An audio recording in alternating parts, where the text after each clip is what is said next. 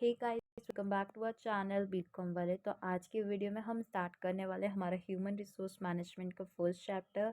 I hope आपने syllabus की video check कर लिया, जिससे आपका बेस क्लियर है कि आपने क्या क्या पढ़ना है आपके सब्जेक्ट में और हमारे टॉपिक्स। और डीपीटी की आपने वीडियो देख ली है कि जो जो हमारे इम्पॉर्टेंट है, क्योंकि फिर बहुत लोग कमेंट करते हैं कि ये जो आपने स्किप कर दिया वो रिलेवेंट है कि नहीं है। तो आप देख सकते हैं जो जो पेपर में आया है हमने उस पर ही ज़्यादा फोकस किया ताकि आपका टाइम भी ख़राब ना हो। और जो भी आप एग्ज़ाम के 1-2 दिन पहले या जब भी आप वीडियो देख रहे हो, आपके लिए हेल्पफुल हो वीडियो। और अगर आपको लगता है कि आपको कोई टॉपिक बहुत इंटरेस्टिंग लगता है या आपको उसकी क्लैरिटी नहीं होती और आपको बहुत डीपली स्टडी करने की ज़रूरत है, तो आप यूट्यूब पर जाके with the help of AI या फिर गूगल आप उसके बारे और इन्फॉर्मेशन ले सकते हैं। एंड इफ़ आप कमेंट में कर देना, कमेंट सेक्शन में, तो अगर हमारे से पॉसिबल हुआ हम उस टॉपिक पे और वीडियोस लेके आएंगे। तो हम स्टार्ट करते हैं। सबसे पहले इसमें क्या क्या करना है हमने। तो अगर हम सिलेबस से बात करें तो इंट्रोडक्शन, मीनिंग और definition. Introduction is introduction of your subject, introduction is of your topic. Meaning जो पूरा डिफ़ाइन कर, डेफिनेशन एक प्रॉपर किसी राइटर ने, हमारे जो भी हमारे मैनेजमेंट के प्रोफेसर्स हैं उन्होंने एक डेफिनेशन दी, वो हमारी डेफिनेशन हम यूज़ कर सकते हैं एज डेफिनेशन। मीनिंग आप अपने वर्ड्स में लिख सकते हो। तो हम इंट्रोडक्शन, मीनिंग, डेफिनेशन हमारा चेक करते हैं। ह्यूमन रिसोर्स वेल्थ होती है एक ऑर्गेनाइजेशन की, जो हेल्प करती है उन्हें अचीव करने में उनके goals. It is basically concern with the human beings जो भी हमारे ऑर्गेनाइजेशन में वर्क कर रहे हैं। ह्यूमन रिसोर्स हेल्प करता है जो भी हमारे नॉलेजेबल है, एबिलिटीज़ हैं, स्किल्स हैं, टैलेंट्स हैं, एप्टीट्यूड्स हैं, और हमारी वर्कफोर्स रिसोर्सेज को। तो जो भी हमारा प्रेजेंट इन्वामेंट है उसके अंदर कोई भी बिजनेस या ऑर्गेनाइजेशन एग्जिस्ट नहीं कर सकती जब तक हमारे पास प्रॉपर ह्यूमन रिसोर्स नहीं है। तो ह्यूमन रिसोर्स हमारा फोकस बन जाता है of attention for every progressive organisation. तो ये कंसर्न करता है विद पीपल, जो भी हमारे ऑर्गेनाइजेशन में काम कर रहे हैं लोग, उनके डायमेंशंस क्या हैं in the field of management of the organisation. ये प्रोसेस है प्लान करने का, ऑर्गेनाइज करने का, हमारे ह्यूमन रिसोर्स के सोशल और बिजनेस एथिक्स को वर्क में लेके आने के लिए। ये कवर कर देता है हमारे सारे ह्यूमन रिसोर्स के टैलेंट्स को, स्किल्स को, एबिलिटीज़ को और वैल्यूज़ को। तो ये इंट्रोडक्शन के लिए मोर देन इनफ है। डेफिनेशंस यहाँ पे बहुत सारी दी गई हैं। इंस्टीट्यूट ऑफ पर्सनल मैनेजमेंट की, फिलिपो की।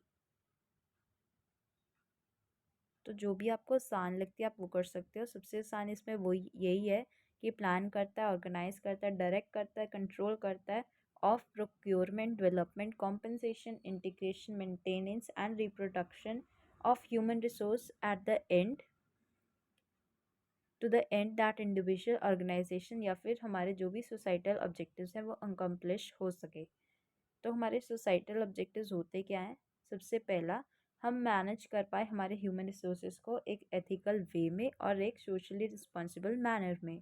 इंश्योर कर सके कंपाइलेंस लीगल और एथिकल स्टैंडर्ड्स के साथ। मिनिमाइज कर सके नेगेटिव इम्पैक्ट्स को of societal demands.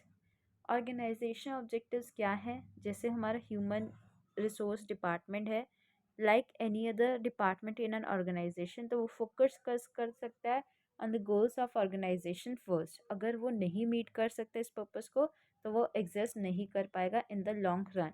Human resource department should recognise जो भी रोल है उसका in bringing the organization effectiveness. Human resource is not an end in itself, it means to assist the organization with its objective. अगर हम एक easy manner में बात करें तो हमारा ह्यूमन रिसोर्स डिपार्टमेंट को एम करना चाहिए कि वो बाकी के ऑर्गेनाइजेशन को कैसे काम में लेके आएगा और उनसे कैसे काम करवाएगा। तो फंक्शनल ऑब्जेक्टिव क्या है? मेंटेन करना ह्यूमन रिसोर्स मैनेजमेंट के डिपार्टमेंट के जो भी कंट्रीब्यूशन है at a level appropriate to the organisation. अब हम बात करेंगे हमारा nature of human resource management, जो कि आप देख सकते हैं हमारे सिलेबस में भी दिया है। Nature, function, importance and limitation. तो हम ये 4 चीज़ करेंगे अब। तो सबसे पहला है कि ये एक इंटीग्रल पार्ट है ऑफ प्रोसेस ऑफ मैनेजमेंट। तो ये हमारा एक इंटरनल पार्ट है जो भी हमारा प्रोसेस है ऑफ मैनेजमेंट। सेकंड है कॉम्प्रिहेंसिव फंक्शन।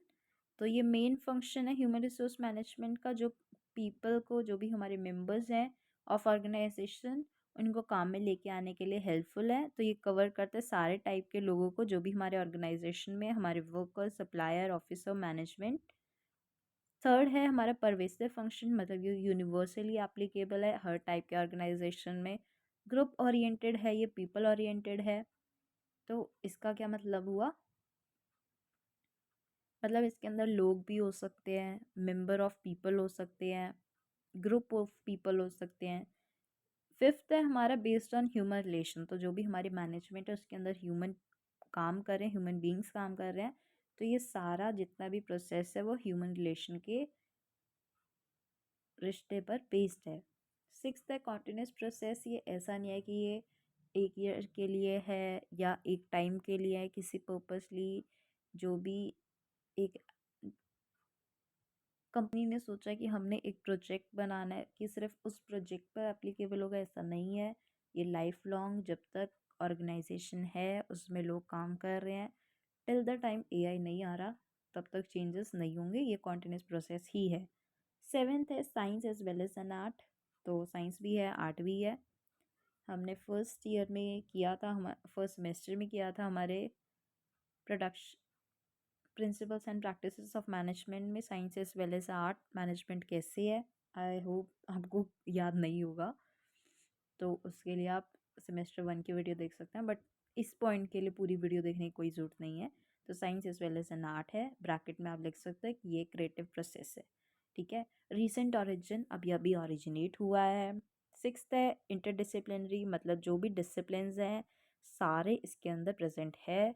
टेंथ है basis, basic to all functional areas. The human resource management is the basis to it. जैसे हमारे production management, financial management, marketing management. Marketing management आप 4th सेमेस्टर में पढ़ोगे, production and operation management आप 5th semester में पढ़ोगे, financial management भी आप पढ़ने वाले हो आपके 6th सेमेस्टर में। नेक्स्ट है हमारा नीड। अब कुछ बच्चे बोलेंगे कि मैं स्किप क्यों कर रही हूँ, आप खुद देख सकते हैं हमारे सिलेबस में नहीं दिया हुआ ये, यहाँ पे आप देख सकते हैं, यहाँ पे नीड नहीं दिया हुआ। आई नो इसमें मार्क किया हुआ है, बट वो इसलिए है क्योंकि टीचर्स जब चैप्टर्स करवाते हैं उन्हें भी एक बार पूरा चैप्टर के हर टॉपिक को गो थ्रू कराना होता है, not only for exam knowledge but हमारे बाकी इन फ्यूचर के लिए, ताकि हमारे एक्स्ट्रा जो भी हम इन फ्यूचर करने वाले हैं उसमें ये काम आए। तो आप देख सकते हैं बेटर इंडस्ट्रियल रिलेशंस होते हैं, डेवलप करते हैं हमारे ऑर्गेनाइजेशन कमिटमेंट को, हेल्प करता है कोप करने में जो भी हमारा चेंजिंग एनवायरनमेंट है, changing in political philosophy, increase pressure pressure on employees. अब ये है हमारा functions of human resource management. ये इतना इम्पॉर्टेंट है और इतना ही आसान है क्योंकि आप ऑलरेडी कर चुके हो आपके +2 के बिजनेस स्टडीज़ में, तब भी ये बहुत इंपॉर्टेंट था। Planning, organising, directing, controlling, coordination. Coordination को हम हमारा एसेंस ऑफ मैनेजमेंट भी बोलते थे, और ये 1 मार्क्स के लिए जब आपके +2 के एग्ज़ाम्स हुए थे, जब 40 मार्क्स के 2 बार एग्ज़ाम्स हुए थे फॉर 1 मार्क्स के, उसके अंदर MCQs आए थे फॉर टर्म 1। तो उसके अंदर आपसे पूछा गया था असेंस ऑफ मैनेजमेंट क्या है, उसका आंसर था कोऑर्डिनेशन। तो फंक्शंस हम देखते हैं। सबसे पहले होते हैं हमारे मैनेजरियल, जिसके अंदर planning, organising, directing, controlling, coordination आता है। सेकंड है operative functions, procurement, development, compensation, integration and maintenance. And third है advisory functions to the top level and to the department head, जिसके लिए आपको नेक्स्ट वीडियो का वेट करना होगा। Till then, like the video and subscribe to our channel.